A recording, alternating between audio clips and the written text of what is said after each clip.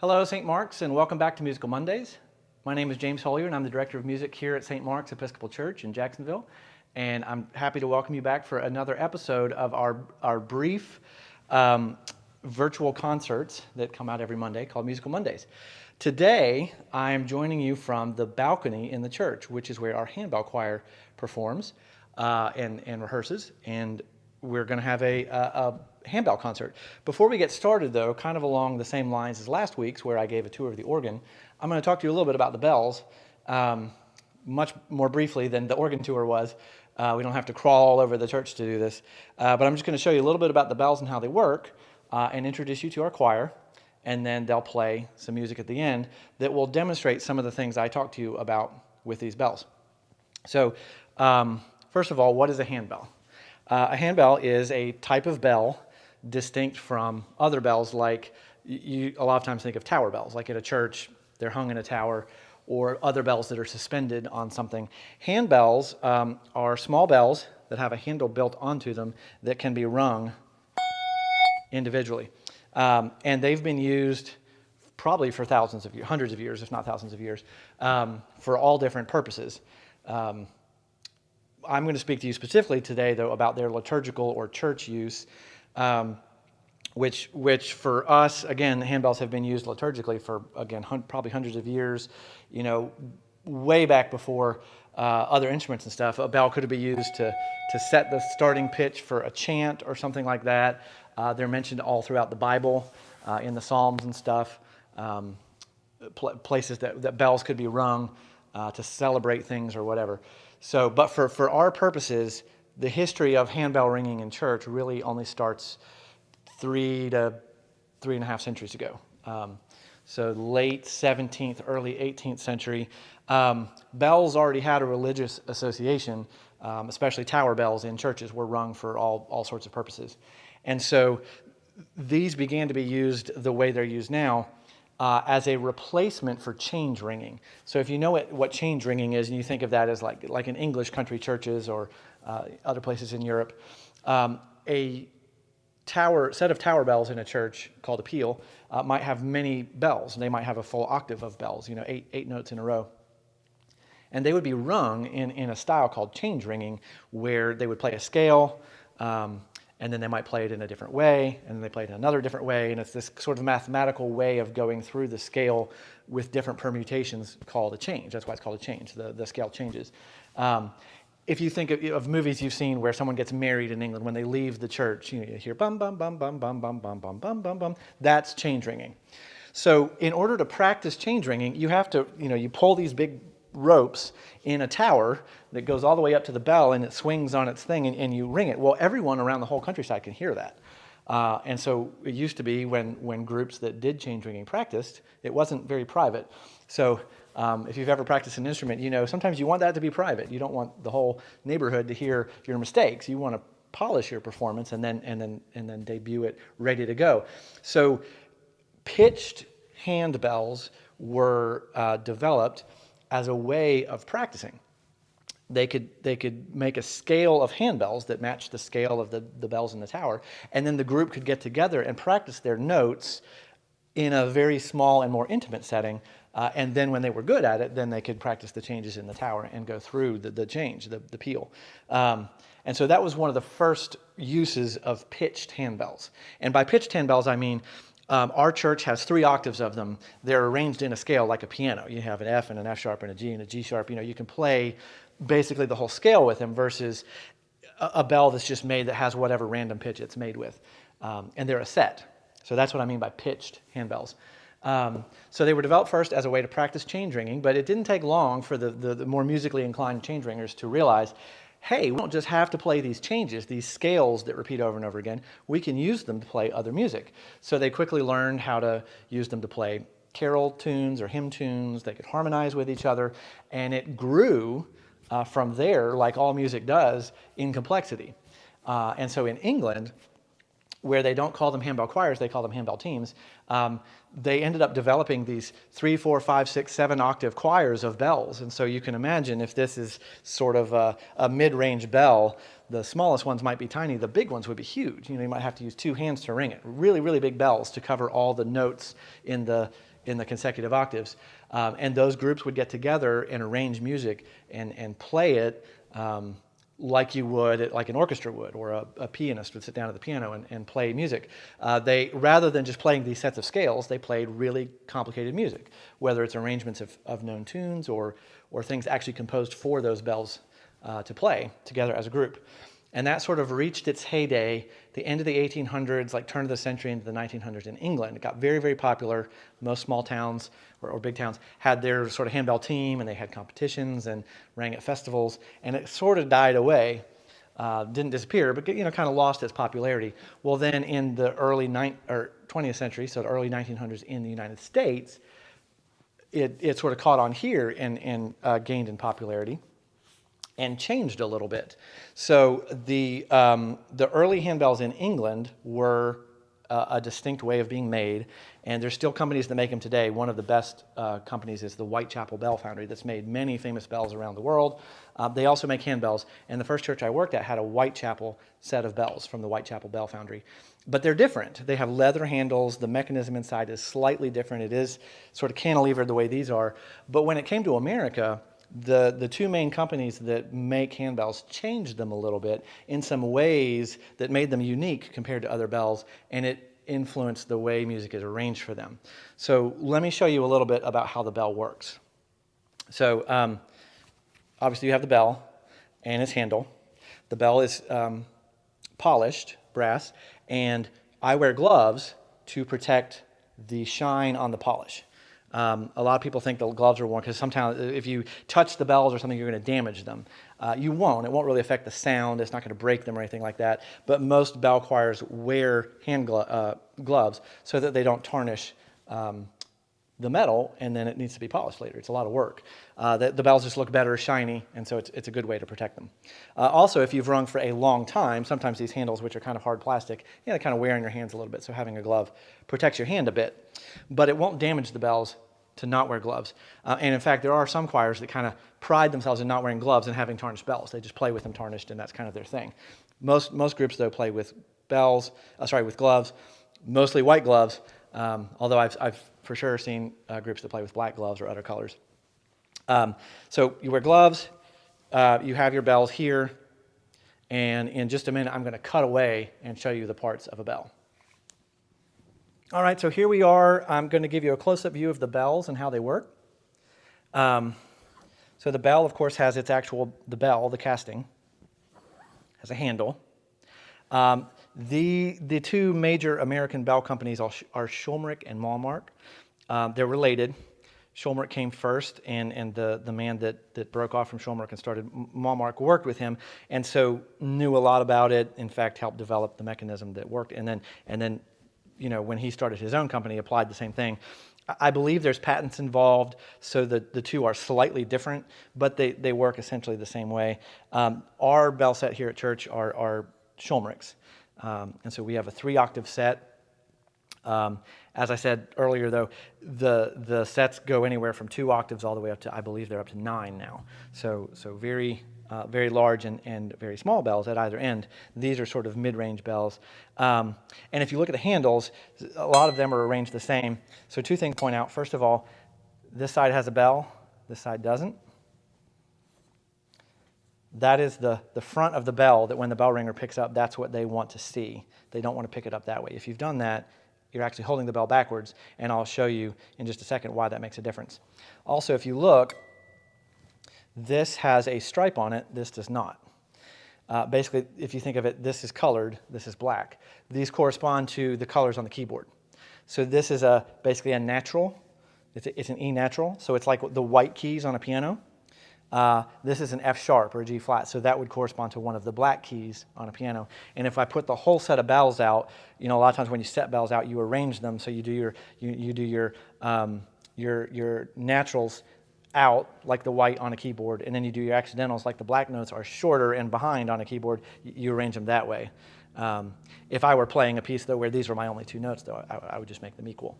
But that is a way of arranging the bells on the table so you see where your naturals and your sharps and your flats are. It just makes it easy to see because the handles are different colors. So now the inside of the bell itself, so this is held correctly. This is not. You can't see it, I'm sure, but also there's a scratch in the casting there that when you hold it up and it's facing you, you can see that scratch. So as you're ringing, if you look and see your bell doesn't have that scratch, you can realize, even without moving your hand to look at the handle, you can see that you're holding it backwards. But basically, the inside of the bell, like any bell, has a clapper. The clapper is what swings against the side of the bell and produces the sound. But if you look in there, if you can see down in there, you can see a couple screws with nuts on the end, or sorry, bolts with nuts on the end, and then there's a rubber swinging sort of lever mechanism in there. That is sort of, it's got a spring action to it, and the two nuts on each side can be tightened. So the way this is set up, and this is why it matters which side you pick up, it is tightened tighter on one side and looser on the other. It's looser in the direction that is forward, okay? And that's because you want to be able to ring forward. So I'm gonna do this sideways so you can see. So you want to be able to ring forward. That's the direction you ring. You don't as easily want to ring backwards. And see, it's harder, it stops. You can make it ring backwards. I'll turn the bell around now and do it. But you have to ring pretty hard to do that. The reason for that is to prevent mistakes. So as you're ringing and you swing forward, if you accidentally tip your hand backwards, you don't want to ring and then accidentally ring again when you pull your hand backwards. That would add a note to the piece that's not written there. So it gives you more control over it. There are times, like a special technique called a shake, where you go like this, and you're ringing very hard in both directions and it hits both sides.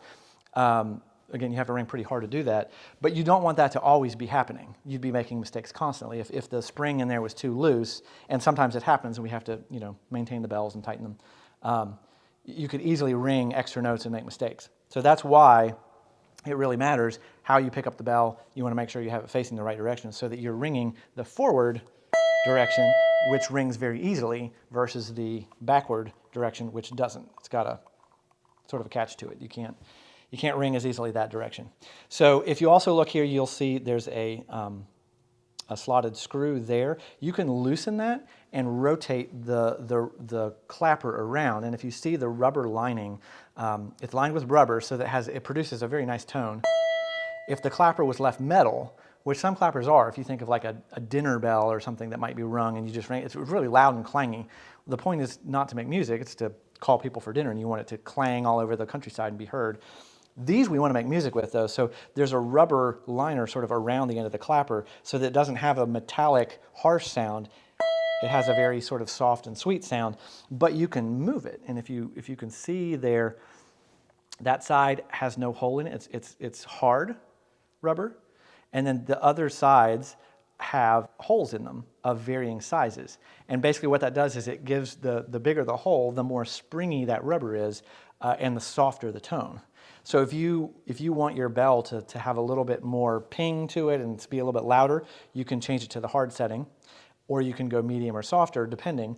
And it's important to kind of tune the bells. Now you can't really tune the bells because they're precast, they are the note that they are. But you can adjust all these the same so that the bells sound the same.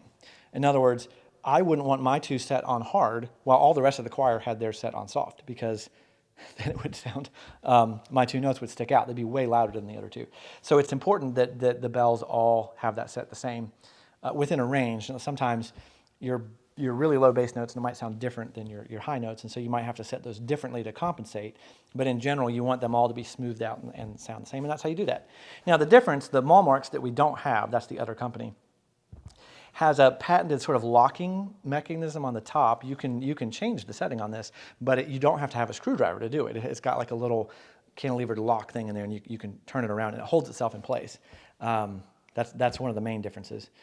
But those are the basic parts of a bell, and so now back to the rest of the tour. So those are the parts of a bell, and you ring them like this. So as I showed you, each bell for this style of bell is marked the side that should face the ringer. Because as I said, remember the springs are tightened differently on the two sides, so it's easier to ring forward than it is backwards. And so the good thing about that is you have one direction to ring. If you accidentally pull back too far, you're not going to accidentally hit the note again. But unfortunately, that also means if you pick the bell up backwards, it's harder to ring. We call that a dud. You try to ring it and nothing happens unless you ring really hard. So you want your bells facing the right way, and then you ring out from the shoulder like that and travel back to your shoulder to stop the sound. Stopping the sound is called damping. You damp the sound, much like the damper in your fireplace. It damps the fire. It's not dampen. Dampen means to make something wet, and a lot of people they don't make a distinction between the two. But in bell ringing, it's damp. You damp the sound. When the sound stops, it has been damped, versus dampened, the sound has not been made wet. Just like you damp the fire, you put it out, you cut off the air to it. We've cut off the sound to this bell.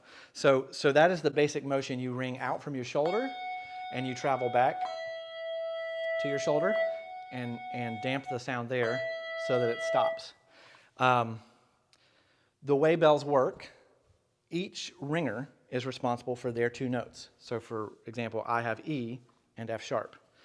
Unlike orchestra or choir or any other any other musical thing you do, you're responsible for all the notes, and you just have your part. So if you think of a choir, the sopranos sing the entire soprano line. They sing all the notes in the soprano line. They don't just sing the Fs and the Gs. The tenors sing all the notes in their line, and the lines might overlap and do things to interact with each other.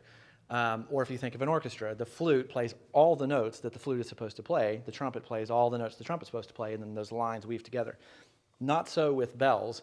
If you had 3 or 4 or 5, 6 octaves of bells, one person couldn't play all those. It's too difficult.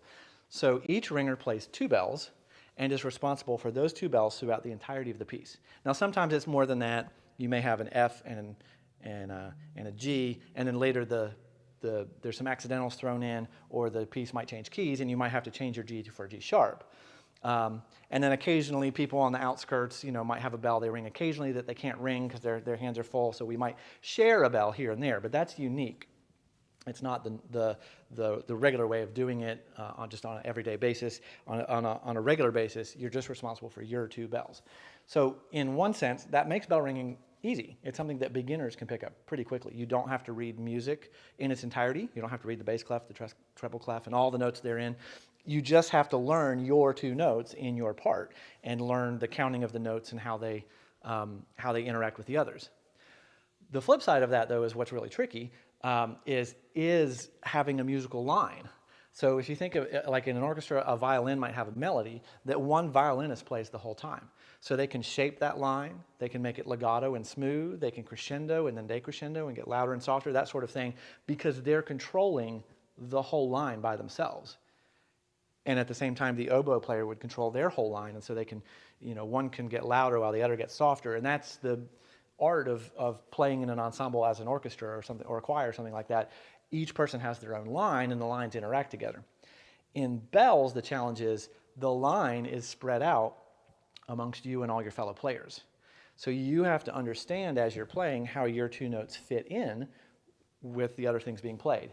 In other words, when I play my F this time, is it just a supporting note, or is it part of the melody? Is that melody staccato? Can it be disjointed and very percussive, or does it need to be this flowing sort of romantic smooth line, in which case you really have to listen to your neighbors and hear the flow of the line between the bells and fit in with that and really count and damp the bells appropriately. So for example, if I'm going to play a line between these 2 bells, I want this and I want it to be smooth. I play this bell, and then as I'm going back to damp, I have to play this bell, hopefully, ideally, right when the other bell stops. If I don't, there's a gap between. So that might be how you play something staccato. You play really fast and short,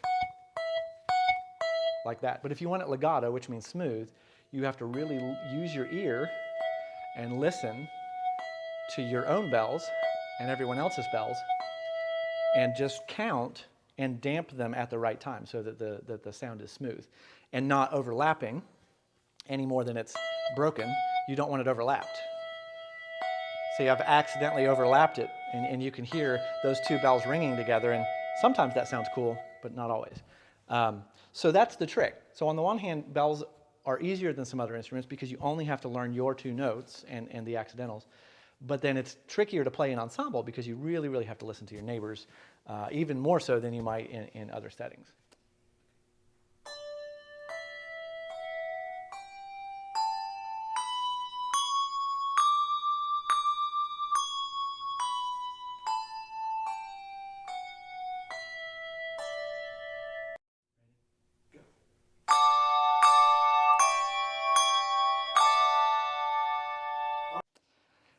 Some other quick words about the bells.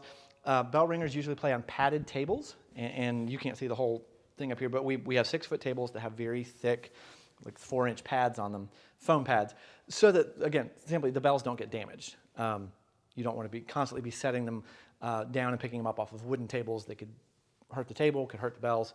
But over time, just like the shapes of these bells have, or the way these bells work, have influenced how music is arranged, people have creatively started to use the pads in ways that affect the music. And you'll see in one of the pieces we're going to do, the lower bells do this musical effect called an echo, where rather than just letting the note naturally decay, we brush the bell on the padded table. And so that padding makes the decay of the sound of the bell happen in a rhythmic way and go faster.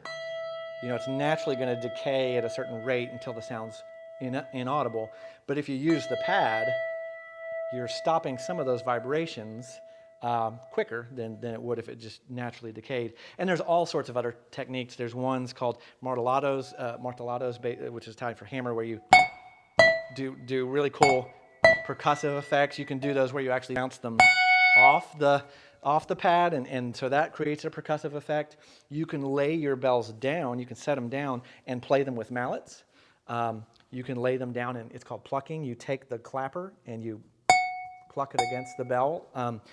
So there's all these special techniques that composers have now that they can use to arrange their music in a more interesting way than just simply playing the bells by themselves. It's kind of an added layer of interest that they can give to their pieces. So without further ado, let me introduce you to our wonderful handbell choir. It's small right now. We've had some people move away or retire from playing, and so we only have 4 players right now. We would love any of you that are interested to join us. As I said, you don't have to know how to read music. It's a fairly easy thing to learn because you only learn your 2 bells, but it's a super fun group, and it's a really fun way to spend an hour during the week learning music, and then we play in church, you know, every 4 to 6 weeks, so it's about once a month or so. And it's a really fun group of people to spend some time with and learn some beautiful music. So we'd love to have you join us. At this time, I'm going to have each choir member introduce themselves, and then I'll say a word about the pieces that we're going to play. But thanks again for tuning in. Hope you enjoy it. Hi, my name is Carol. I've been playing handbells here at St. Mark's for over 20 years, and I enjoy playing with a group, making music together, and sharing it with everyone whenever we can. I'm Susan, and I enjoy playing the bells with St. Mark's because of the perfect pitch. I've been playing about 3 years. Hi, I'm Jane. I've been playing bells at St. Mark's longer than I can remember, probably at least 35 years, and I've enjoyed it thoroughly with different bell directors and the music that we've made together, and fun and learning lots of music. Hi, my name is Robin. I've been playing bells for, I don't know, 15 years maybe, and I've just loved every moment of it and working with all our different leaders. It's been a real pleasure. So now I'm down here at the organ to introduce the hymns the bells will play for us in just a moment. Because they're all based on hymn tunes, and I'd like you to be able to hear the hymn tunes ahead of time. A lot of bell music is arrangements of familiar hymn tunes and things like that. Reason being, the development of bells over history is largely, not exclusively, but largely been associated with their use in church. So just like the organ, a lot of organ music is arrangements of hymn tunes, old and new, and so bells are as well. It makes it an easy way for a piece to have a religious association. The bells don't have words, no one's singing words, but by using a Christmas tune at Christmas or an Easter tune at Easter, people hear it, they recall it, and have that in mind as they're listening. So it automatically has a religious association versus something that's composed on its own that the composer might entitle something religious, but without that sort of idea behind it of the hymn, the listener doesn't automatically think, oh yeah, that sounds like church music. So a lot of bell music is arrangements of hymn tunes, and everything the bells will play today are as well. So I'm going to play these for you. The first one they're going to do is actually a Christmas tune, which seems odd, but I started with this because the arrangement starts very simply with the bells just playing the melody one note at a time. So you can hear what I was talking about earlier about how tricky it is, and you can see them do it. They share the line of the melody between themselves because each person only has their two notes. So they have to listen to their neighbors and play accordingly to make the line make sense and to sound smooth. So it just starts with a very simple statement of the tune, and then it develops from there. Faster notes are added and harmony notes. You can still hear the tune, but there's a lot of embellishment around it that gives it some interest.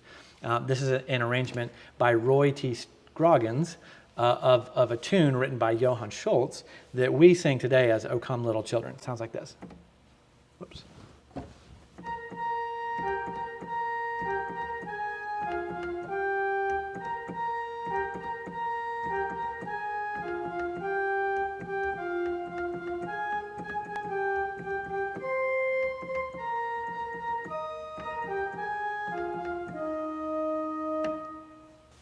Hope you enjoy it.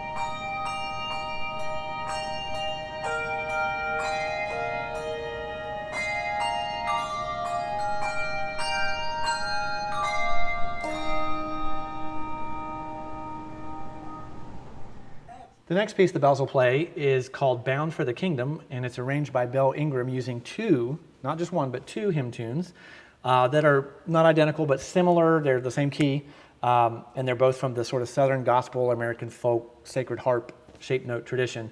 So they have kind of the same character. And he kind of weaves the two tunes together. It's really cool. The first one is, and neither of them are in our hymnal, so that's for sure why I wanted to play these so you guys could hear them. The first one is called Warrenton. And like I said, it's not in our hymnal, but in a lot of other hymnals, it's what they use for the words, "Come thou fount of every blessing." It sounds like this.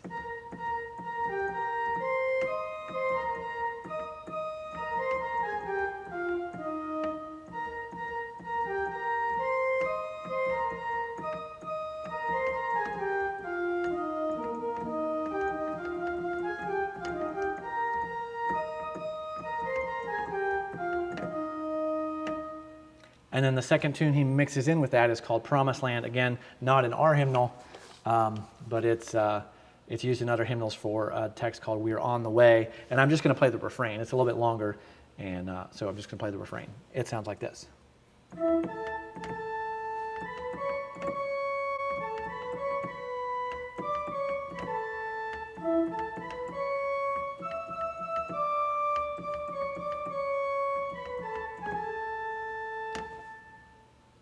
So it almost sounded like O Tannenbaum. So it starts very similar to that Christmas carol, but different tune. Hope you enjoy this arrangement by Bill Ingram called "Bound for the Kingdom."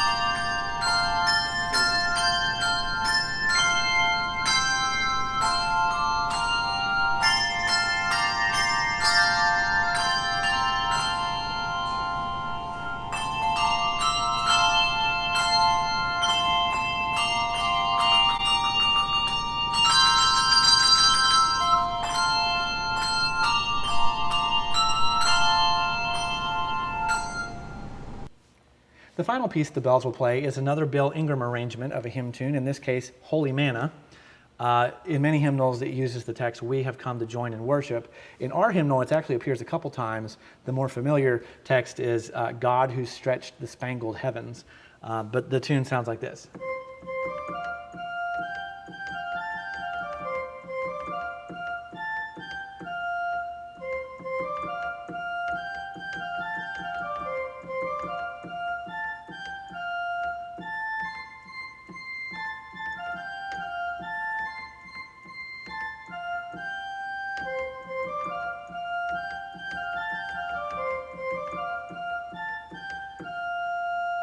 So I hope you enjoy this arrangement of Holy Manna by Bill Ingram.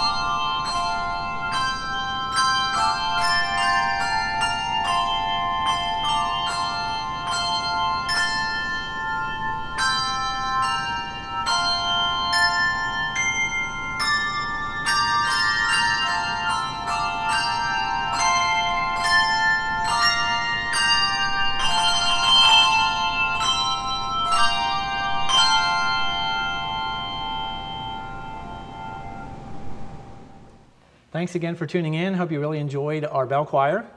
It's a pleasure to work with them. It's a wonderful group. And like I said, if you're interested in joining us and learning 2 notes to help the group out, we'd love to have you. Please just contact me at the church office. Thank you.